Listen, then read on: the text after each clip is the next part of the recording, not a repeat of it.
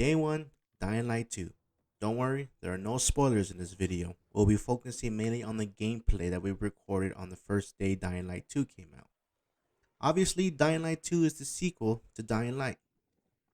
The game takes place years after the events of the Haran virus. You play as a pilgrim named Aiden.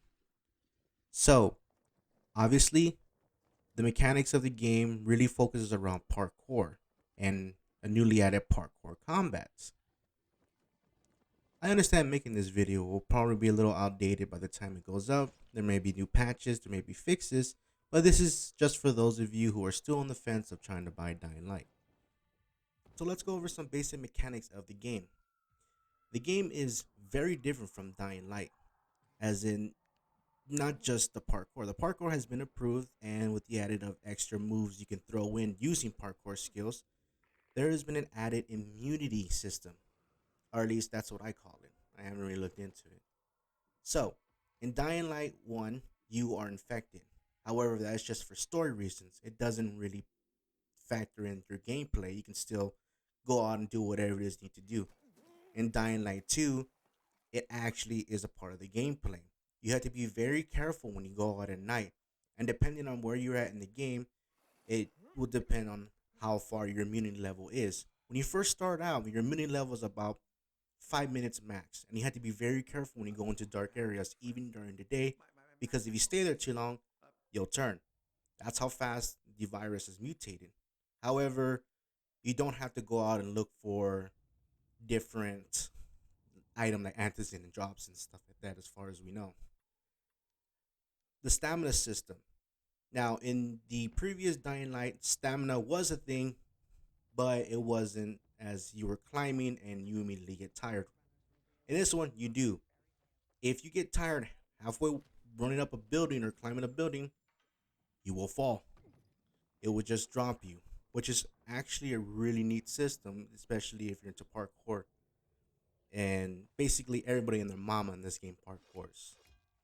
There are no guns in this game, which really plays into the whole years after the Haran virus. Because in Haran, you're just newly infected. The virus was already out there, and it's a few days after the outbreak. This has already been years, years and years, and the world has already fallen. So you get weapons. You cannot prepare your weapons as far as I'm looking into things. As far as we gone through it, you can just modify them and it'll increase their durability. But after a while, they will break. Now they put a lot of emphasis on surviving. So you do have gear, you do have different mods you can buy from people. There are different factions in the game as well that you can also utilize the shops and merchants that are there. So it is a big jump from Dying Light. Dying Light was a free running action zombie game. Dying Light 2 is a free running action survival game, and you have to be very careful when you're going out. The co op of the game is just like Dying Light. You play as another version of Aiden, whoever it is your friend is, and you can call for distress and you can call for help. People can come help you. Now, there are a lot more stuff to this game, and we don't really want to spoil it, so we'll just keep it at that. Now, here comes the hard part to talk about it. I am a big fan of Dying Light, which is why I'm so hard on this game. As of right now, the game is a little uh, meh.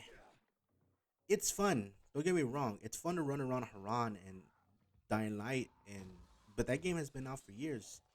With the recent launch of this one, it's a little bit iffy, a little bit slow at some points, and you can definitely tell that the game has some issues. There are some people who are seen glitching out of the walls. There is a man you follow. His name is Hakan, and if you pay attention closely to him, he sometimes teleports across buildings and he'll glitch out, or sometimes you'll get ahead of him and then he'll just pop up out of nowhere.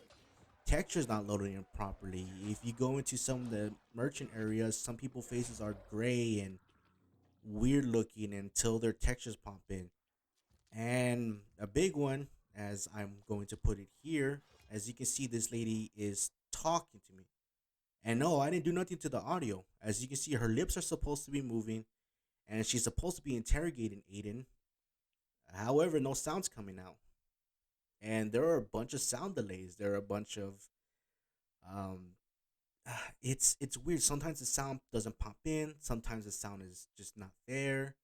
Sometimes the zombies aren't moving. Sometimes you won't know the zombies are there until they pop in or they're not moving. Some of the bandits are not moving the way they're supposed to.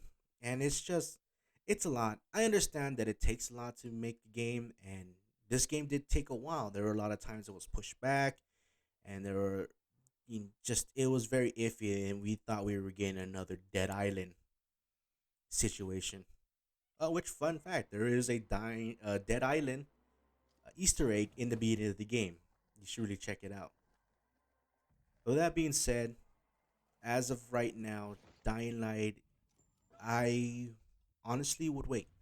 If you are a true die-hard fan and none of this bothers you, more power to you. I'm not telling you not to buy the game. I'm just telling you what to expect when you get the game day one or the first time it's launched. Obviously, there will be a bunch of different updates coming out for it, and I'm really hoping a lot of these issues be fixed. However, it doesn't take away from the story. The story is pretty good as far as we play through it, but this is just a small little glimpse of to what you're expecting when you get into Dying Light 2. Now, keep in mind we are playing on the PS4, so that might have something to do with it. However, if you're playing it on next gen consoles, let us know in the comments below and see how well the game does on next gen system. But as of right now, I know a lot of us have just basic PS4s or the Xbox Ones, and a lot of us can't get our hands on next gen consoles as of right now here in the year 2022. I mean, you're probably in the future right now looking at this video and it was just other stuff, but I'm rambling. Anyways, I hope you guys did enjoy this little small review that we did taking a look at Dying Light 2. If you are interested in the first story and haven't played the first one, we do have a playlist that I will link in the bottom video in the description below, or I'll have it at the end of the video if I remember. With that being said, I do hope you guys enjoyed this episode. I hope you're staying safe and healthy, and I'll see you guys next mission. Bye. Don't forget to subscribe!